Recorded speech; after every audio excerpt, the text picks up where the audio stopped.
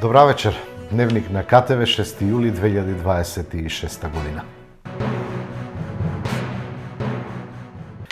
Премиерот Христијан Мицковски, министерот за спорт Борко Ристовски и градоначалникот на Кавадарци Митко Јанчев вчера го поставија камен темелникот на нов капитален објект во рамки на спортскиот центар Јасмин.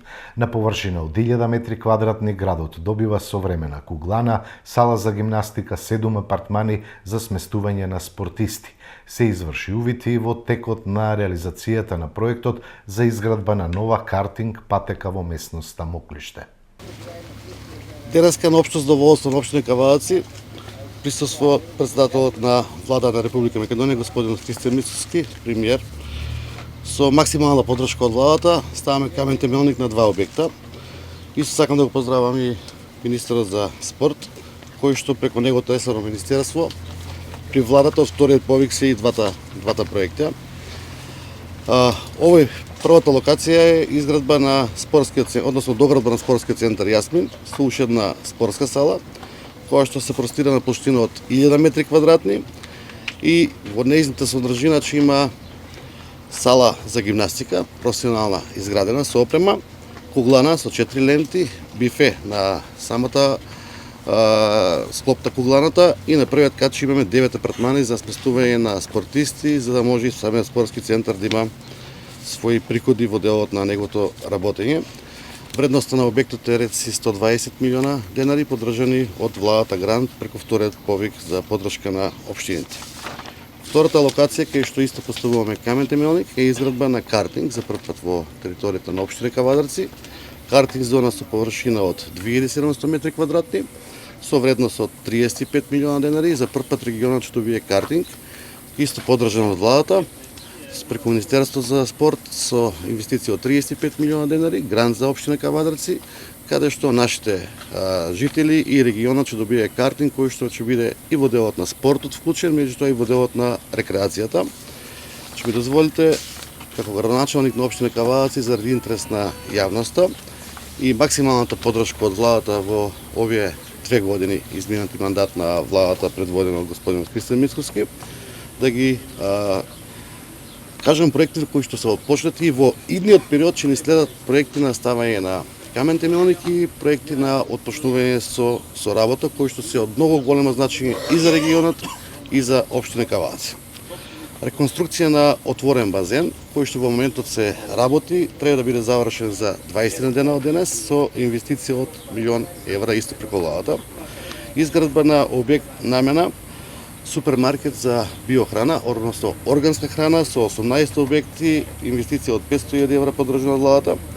Оставен проект за рекреација кој што денеска ставивме камен темелник со €2 милиона поддршка токму оваа сала тука со содржини. Исто фекален колектор со изградба и доградба од €200,000 кој што беше најпотребно за нашите жители. Изградба на мост преку река Луда Мара до село Сопот, инвестиција од реци €200,000, мост после 40 години доградба. Доградба на спортски рекреативен базен. Значи затворен базен добива општина Кавадарци, кој во месец септември ќе го добиеме со инвестиција од 70 милиона денари, комплетно затворен базен. Изградба на спа центар, за прв пат спа центар ќе добие општина Кавадарци, кој ќе биде од јавен карактер, ќе може да користат сите наши сограѓани и ќе биде собственост на спортскиот центар Јасмин со инвестиција од €600,000. И изградба на стратешки улици на Ѓорѓе Соколов, каде што населба по долго време се развива малку поекспедитивно, со инвестиција од €300,000. Изградба на патека картинг, кај што денеска ставаме камен темелник со €600,000 инвестиција. Гасификацијата прва фаза на општина Кавадарци, која што е тендерирана и вече отпочната тендерска постапка од €800,000. Реконструкција на водоводна мрежа до село Страгово и сите други околни села кои што ги има со инвестиција од €300,000 преку Министерство за транспорт. Реконструкција на водоводна линија во село Сопот, значи тоа се главните водоводни линии за овие села со инвестиција од €500,000. Во моментот не има распишан тендер за дом за стари лица, кај што прв пат после 30 години во Македонија се распишува тендер за изградба на дом за стари лица со 67 легла, инвестиција од €3 милиона, комплетно поддржана од владата преку Министерство за социјална политика. Водовод Моклиште, канализационен систем и фекален колектор инвестиција од 800.000 евра поддржана преку Министерството за животна средина од владата. Поливар Вејко Влаковиќ, кој што е во завршна фаза, инвестиција од 9 милиона денари, и дневен центар регионален кој што за прв пат се гради во Македонија, веќе е изграден со инвестиција од 70 милиона денари, во фаза е сега на набавка на опрема за самиот центар за лица со телесна и ментална попреченост, со над 20 би кажал содржини внатре за давање на нега на самите лица, меѓутоа и за подобрување на нивното ментално и психофизичко здравје од големо значење, каде што пак ќе потенцирам, ќе кажем, во Македонија прв пат се гради ваков центар за згрижување на овие лица и за нивно подобро социализирање во самото општество. И за крај, последниот проект кој што сакам да го потенцирам, тоа е негде 1500 водомери кои што општина Кавадачи ги инсталира преку Министерство за животна средина со дигитално GPS отчитување, инвестиција од 600.000 евра за намалување на водата по редовно читање и по добар квалитет на нашите сограѓани. Мора да ги потенцирам како суми 670 милиона денари или приближно 11 милиона евра од денешните камен темелници, па отпочнувањето на овие проекти кои што очекуваме заедно со премиерот да ги завршиме за негде година до година и по. Бих дал огромна благодарност до владата и до премиерот, и ова не е само кажување на благодарност, него со моето функционирање на 8 годишен градоначалник или трет мандат, развојот на општина Кавадаци во последните 2 години со ваква максимална поддршка од владата и скоро 12 или 11 милиона евра отпочнати проекти е на високо ниво и тоа нашите сограѓани лично го учествуваат во нивниот соживот, така да сакам се благодарам на владата, на премиерот, на министрите, на целокупното раководство кои што несебично поддржава по 135 евра по глава на жител годишно за општините кои што по неколку пати сум го кажал истото, тоа е реци дуплирање на основниот буџет за изградба на комунална изградба на било која општина во Македонија. Најпрво би сакал да кажем дека денеска ставаме камен теmelnik на два спортски инфраструктурни проекти кои што се доста важни за подобрувањето на спортската инфраструктура на територија на цела Македонија, меѓутоа конкретниот случај во Кавадарци. Ова е дел од една наша поширока стратегија за подобрување на целокупниот на територија на цела Македонија спортската инфраструктура, затоа што веруваме дека без добра или подобра инфраструктура не може да очекуваме ни никакви резултати во спортот, нормално и во подобрувањето на квалитетот на луѓето кои што рекреираат. Така да ова е една инвестиција која што во овој повик е преку 150 милиони денари или повеќе од 2,5 милиони евра, што е доста сериозна инвестиција за почеток. Генералните мислам дека вкупните бројки се околу 600 милиони денари инвестиции во спортот во изминативе години во делот на повикот од владата и ние како Министерство за спорт. Така да само би можел да упатаме на благодарност до премиерот на владата за се она што го прави за спортот во Македонија, честитки до градоначалникот за брзата реализација на проектите и се она што го прави во делот на спортот и генерално за градот Кавадарци. Така да би сакал само што да додам дека ние денеска почнуваме со градби за Македонија утре да може да создава шампиони кои што сите ќе се радуваме, ќе не прават години, на крај на денот ќе се претворат во успешни луѓе кои што ќе ја представуваат и ќе се ја сакаат својот ковид. Јас немам што да додадам на тоа што кажа градоначалникот и министерот. Би сакал само да искористам оваа можност да се заблагодарам на градоначалникот за посветената работа, на советниците од советот кои што ја поддржуваат работата на градоначалникот, на администрацијата во општина Кавадарци. Се разбира, тука се и пратениците кои што доаѓаат од општина Кавадарци, кои што се борат за проект повеќе да обезбедиме токму овде за жителите во општина Кавадарци. За нивната посветена тимска работа, бидејќи само така можеме да реализираме проект повеќе и да направиме нешто за граѓаните, нешто што представува наша главна цел и задача, практично како политичари. Да се заблагодарам на министерот за спорт, на колегите од владата кои што посветено работиме да оној проект кој што го почнавме пред нешто повеќе од 2 години кога бевме избрани како влада, а тоа е реалокација на средства од централниот буџет кон општините, биде вака успешен како што е денес. Зборуваме за повеќе од 1200 проекти, повеќе од 1200 градилишта на целата територија на државата. Нешто што е незапаметено во независна Македонија. така што успешноста се мери со економските параметри. Ние планираме да продолжиме и во годините кои што следат на овој начин да функционираме како влада. Бидејќи цениме дека успешните проекти треба да бидат продолжени, а ние препознавме дека овие проекти донесоа додадена вредност врз квалитетот на животот на граѓаните. Така што, еве, тука јас би застанал, уште еднаш нека со среќа почетокот на изградбата на овој објект и отприлика, како што ми кажа градоначалникот, за година дена да се собереме повторно овде и да го пуштиме во употреба истиот. Така што, нека идлија. Комплетно е завршено сообраќајното решение на булевар Велјко Влаховиќ во Кавадарци со поставувањето на сообраќајните знаци. Проектот е целосно финализиран. Изведена е целосна вертикална и хоризонтална сообраќајна сигнализација, а обележани се и велосипедските патики од двете страни на улицата. Со ова улицата добива уредено, безбедно и современо сообраќајно решение кое ќе придонесе за поголема безбедност на сите учесници во сообраќајот, возачи, пешаци и велосипедисти. Продолжуваме со реализација на проекти што го подобруваат квалитетот на урбаното живење и ја унапредуваат сообраќајната инфраструктура, велат од локалната самоуправа. Општина Росуман ќе ги чисти, санира и уредува дивите депонии, ќе се санкционираат и лицата кои незаконски ќе депонираат отпад на несоодветни површини. Општина Росуман продолжува со активностите за чистење, уредување и санација на јавните површини, кои во изминатиот период беа користени како диви депонии за комунален и кабаст отпад. Оттаму се апелира до сите граѓани да не ги користат овие локации за фрлање отпад и заедно да придонесат кон почиста и поуредена општина Росуман.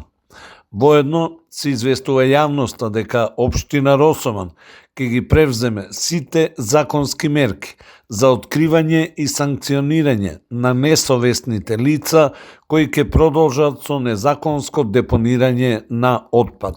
Да ја чуваме животната средина, бидејќи тоа е наша заедничка одговорност. Од полнок стапуваат на сила нови повисоки цени на горивата, откако регулаторната комисија за енергетика донесе одлука за нивно зголемување во просек за 1,47%. Најсериозен удар по джебот на возачите ќе претрпат оние кои возат на дизел, чија цена се зголемува за 2,5 денари по литар. Бензините Евросупер БС-95 и БС-98 од ноќеска ќе се продаваат поскапо за 1 денар по литар, додека цената на екстра лесното масло за домакинство се коригира нагоре за 2 денари. Единствено минимално поевтинување има кај мазутот, кој ќе се продава за 0,265 денари помалку за килограм. Инспекторите откриле профитерство. Мицковски се одлучи за кафе во 4 очи, наместо казни. Реагираат од политичката партија Левица. Државниот пазарен инспекторат утврди дека одредени синџири маркети ги зголемиле бруто маржите за 2 до 5% поени за само една година. Наодот по Законот за инспекцијски надзор и Законот за трговија повлекува јасна постапка, решение, мерка, казна. Наместо тоа, премиерот Мицковски најавува дека имињата на компаниите ќе се кријат во анонимност и дека она што има да го каже, ќе го каже директно во разговор со нив, пишуваат во денешното соопштение од Левица и додаваат: во ниту една уредена држава наодот на инспекцијата не завршува на кафе со премиерот во 4 очи, туку со решение кој има број, датум и правна последица. Бројките се од самиот Мицковски. Маржа, што лани била 10%, денес е 12 до 15. Тоа не е пораст од неколку проценти, туку зголемување на самата маржа за огромни 20 до 50%. Распоредено врз кошничката од 600 до 700 основни производи, ова е секојдневен грабеж и трансфер на пари од трпезата на трудбениците директно во касите на богатите трговски синџири.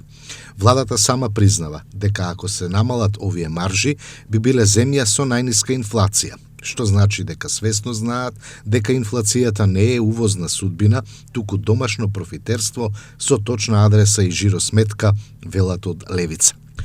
И додека профитерите бројат милиони, а народот пребројува денари, институциите спијат. Инспекторатот утврдил прекршување, а не изрекол ниту една казна. Комисијата за заштита на конкуренцијата, надлежна за картелско здружување, како воопшто да не постои. Министерството за економија и труд најавува извештај дури за 1 месец. Премиерот, кој нема никаква инспекцијска или обвинителска надлежност, се само назначува за преговарач во 4 очи. Ова е класична узурпација на извршната функција со цел да не се преземе ништо, правен вакуум во кој наодите испаруваат, а санкциите исчезнуваат, велат од левица и додаваат. Прашањето не е дали државата може да ги ограничи маржите и да ги казни на силните трговци. Веќе покажавме дека тоа е возможно кога има волја. Прашањето е зошто оваа власт нема волја. Одговорот е соголен и класен. Профитерите не и се противник на оваа власт, туку неизина класна роднина. Цените не паѓаат на тајни состаноци и пријателски разговори, паѓаат само тогаш кога секој орган ја врши својата законска должност, кога инспекторот казнува, комисијата истражува, а министерството регулира. Се друго е само ефтина представа за јавноста, платена со поскапен џлеб, масло и брашно. Левица итно бара активирање на државниот апарат наместо премиерски представи. Државниот пазарен инспекторат веднаш да ги објави имињата на синџирите и да поведе прекршочни постапки. Комисијата за заштита на конкуренцијата по службена должност да отвори постапка за картелско однесување. Министерството за економија во рок од 30 дена да предложи законско ограничување на трговските маржи. Владата да поднесе закон за данок на екстра профит на трговските синџири за субвенционирање на основните производи и целосно да се објави анализата на влезните и излезните фактури за производите за да суди јавноста, а не кабинетот, стои на крајот во соопштението од Левица. Измените на изборниот законник и понатаму тема за препукување на политичките партии. СДС и Левица го блокираат изборниот законник на штета на диаспората и реформите, порача денеска од ВМРО ДПМН. Коалицијата на Социјалдемократскиот сојуз и Левица заеднички го блокираат донесувањето на новиот изборен законник, во кој се вметнати сите забелешки на ОПСЕ и на ОДИХР, како и барањата на двете политички партии кои со месеци беа усогласувани на работните средби за изборниот законник. Венко Заев и Социјалдемократскиот сојуз се спротивставуваат на решението македонската диаспора да гласа во што поголем број. Како ВМРО ДПМН предложивме тоа да биде по електронски пат или пак по пошта. Овој предлог беше одбиен од страна на Венко Заев и Социјалдемократскиот сојуз, затоа што кај ни владее страв за тоа дека граѓаните кои ја напуштија државата во периодот на нивното владење нема да ја поддржат нивната политика, а со тоа ќе доживеат уште поголем пораз на следните претседателски избори. Од друга страна пак, Апасиев и Левица, и покрај тоа што добија прифаќање на своите предлози во делот на финансирањето на изборните кампањи, тие не го потпишуваат договорот кој беше граден со месеци меѓу сите политички партии, за да се представат пред јавноста како партија со која нема преговори. Жално е што на ваков начин се обидуваат да добијат политички поен повеќе.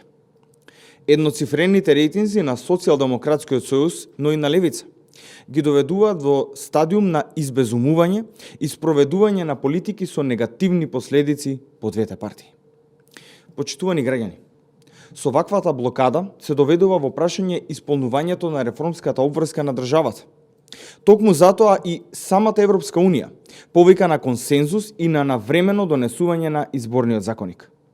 ВМРО ДПМН останува на ставот дека изборниот законник треба да биде донесен со широк политички консензус во интерес на државата, реформите и обезбедувањето на можноста македонската диаспора да го оствари своето право на глас по електронски пат.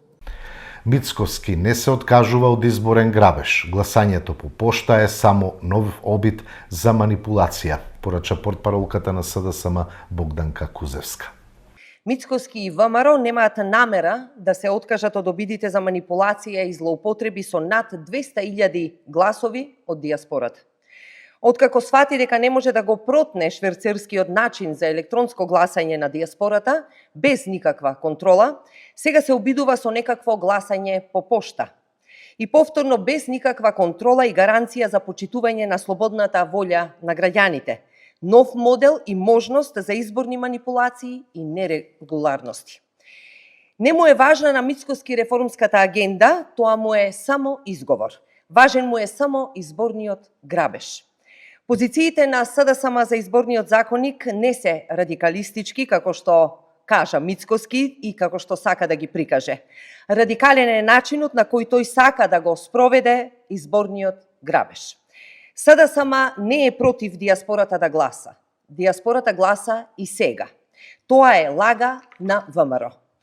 Но сме против начин на гласање кој не обезбедува сигурност, транспарентност и заштита на изборната волја. Предлогот електронското гласање да се замени со гласање по пошта, без Државната изборна комисија да има можност со консензус да ги утврдува правилата и механизмите на контрола, не ја подобрува демократијата во изборниот процес. Тоа создава нови ризици за нерегуларности, злоупотреби и изборни манипулации. Опасно и загрижувачки е тоа што ВМРО категорично одбива Државната изборна комисија со консензус да ги регулира процедурите за гласањето на диаспората. Од што се плаши власта? Ако навистина нивната цел се фер и демократски избори, тогаш зошто бегаат од механизам што обезбедува контрола, доверба и согласност меѓу сите политички чинители? Но вистината е дека нивната цел не е подобар изборен процес, туку отворење простор за изборен инженеринг и манипулација. СДСМ нема да дозволи изборен грабеж, ние имаме обврска да го заштитиме гласањето и овие игри на ВМРО не ги прифаќаме. Власта треба да се откаже од овие намери, да се повлече и да достави предлог Државната изборна комисија со консензус да може да го регулира гласањето на диаспората.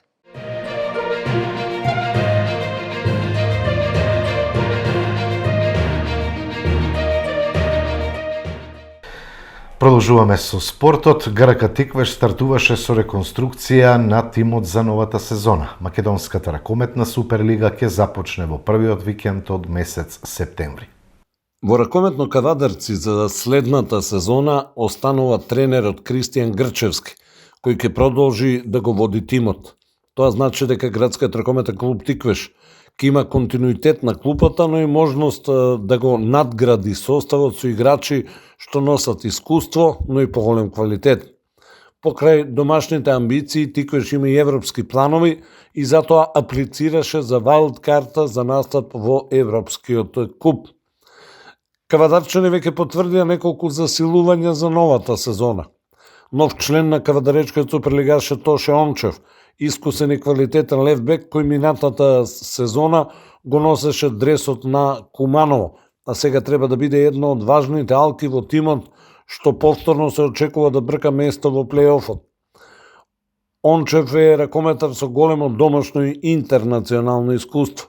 На македонската сцена настапуваше за Куманово, Голден Арт, Работнички, Охрид, Бисинов и Вардар, каде што беше дел од првиот и вториот тим.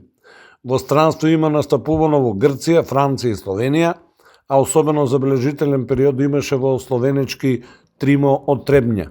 Покрај Ончев, Тиквеш го ангажираше еден од најдобрите стрелци минатата сезона во Суперлигата, тунискиот интернационалец Мохамед Азис Бен Махфуд, кој минатата сезона настапуваше за Еврофарм Пелистер 2 и беше еден од најзабележителните играчи во македонската Суперлига.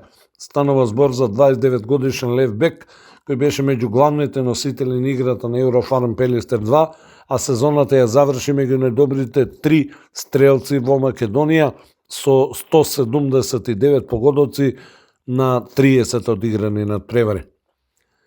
Трето засилување во ростерот на Кавадарчани ќе биде кружниот напаѓач Боријан Цековски, кој доаѓа од тимот на Куманово, каде што играше заедно со Ончев. Цековски има само 19 години и важи за еден од најперспективните играчи на својата позиција во Македонија, а досега во кариерата играше за КЛ7 Свети Николе, Овче поле, потоа за Радовиш пред да помине половина од сезоната 2024-2025 во Богданци во редовите на младост како позајмен играч од Куманово. Кавадаречките ракометари го потврди и учеството на меморијалниот турнир Миле Нешковски, кој ќе се одржи во Прилеп од 20 до 23 август. На годинешното издание ќе настапат 6 екипи, сите од Македонија, а веќе се познати и групите.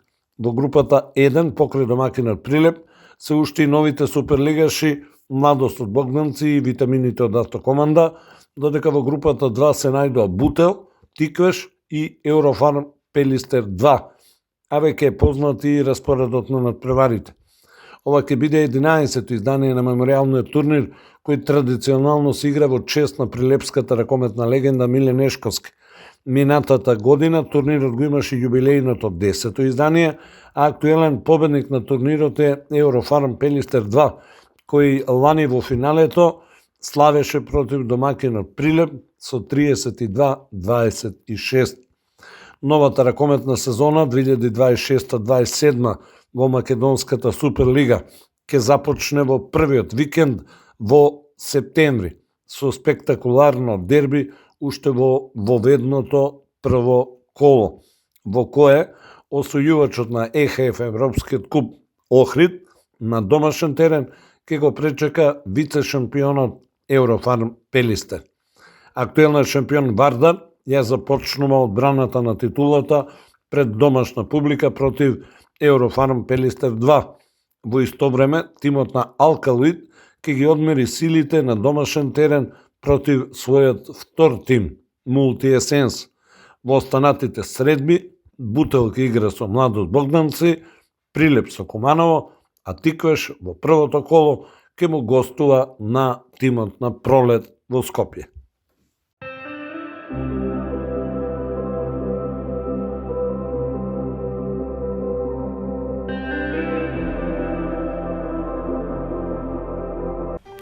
Утре не очекува сончево време со мала до умерена облачност, попладне со услови за локална појава на нестабилност, со пороен дожд, грмежи и град. Ќе дува слаб до умерен ветер од северозападен правец, а температурата до 35 степени. Тоа беа содржините во дневникот, имајте пријатна вечер.